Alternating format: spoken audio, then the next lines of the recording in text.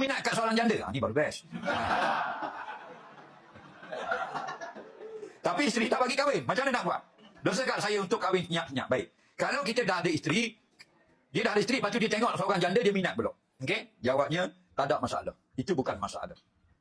Kerana penyakit laki-laki ni, dia suka perempuan. Siapa sini tak suka perempuan? Angkat tangan. Kalau tidak gay, mati pucuk.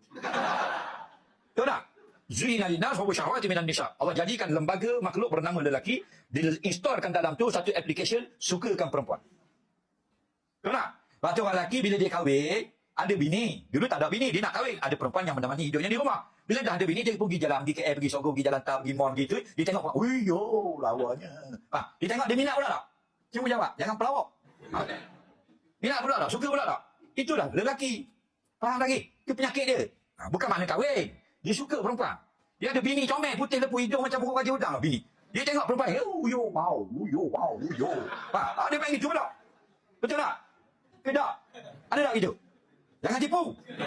Ni syurga ni, betul tak? Mau pakai track shoe, mau. Mau rambut LB, mau.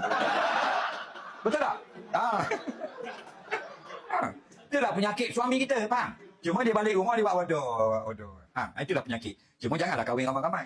Betul tak? Dan kalau kahwin juga, ada kaum kemampuan, dia tak ada kata hukum syarak, dibenarkan. Tapi itulah penyakit laki-laki. Dia kahwin dah kerana pun, dia minat pula cerita. Dia sembang, dia pejabat, sembang kedai kopi, sembang kedai mamak. Perempuan dia. Apa tepuk-tepuk meja. Tepuk-tepuk meja, tapi tak kahwin pun. Jadi kalau kamu nak kahwin, kahwinlah. Tapi jangan jadi menyakitkan hati isteri kamu yang pertama. Maknanya, beritahu dia, minta izin kepada dia. Kalau you suka, I kahwin. You tak suka, tak kahwin. Setuju tak orang perempuan? Setuju tak? Tanya awak dulu. Setuju tak? Tanya awak dulu. Tak juga? Baik, matilah dah. Dah tanya dia dulu pun tak setuju juga. Tujulah kata lah. Tanya orang perempuan dulu. Sebab apa? Sebab kalau dia tak suka kita kahwin juga, akhirnya kita kahwin senyap-senyap. Bila kahwin senyap-senyap, dosa banyak. Bukan dosa kahwin. Dosa membohongi isteri pertama. Hari-hari berbohong. Innal kadhiba yahdi ilal fujur. Faham tak? Bila berbohong, dia membawa kepada dosa. Innal fujura, nampak? Yahdi ilal nar. Dan berbohong, dosa itu mengheret kamu ke dalam neraka. 3 tahun bohong bini, 3 tahun dosa berbohong banyak.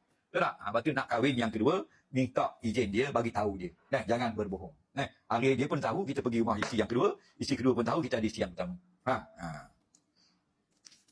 Nak kabur dia tak berani tak dia mengamuk. Ada jalan dia tak mau bagi dia mengamuk, iaitu tunggu dia mati. Faham lagi?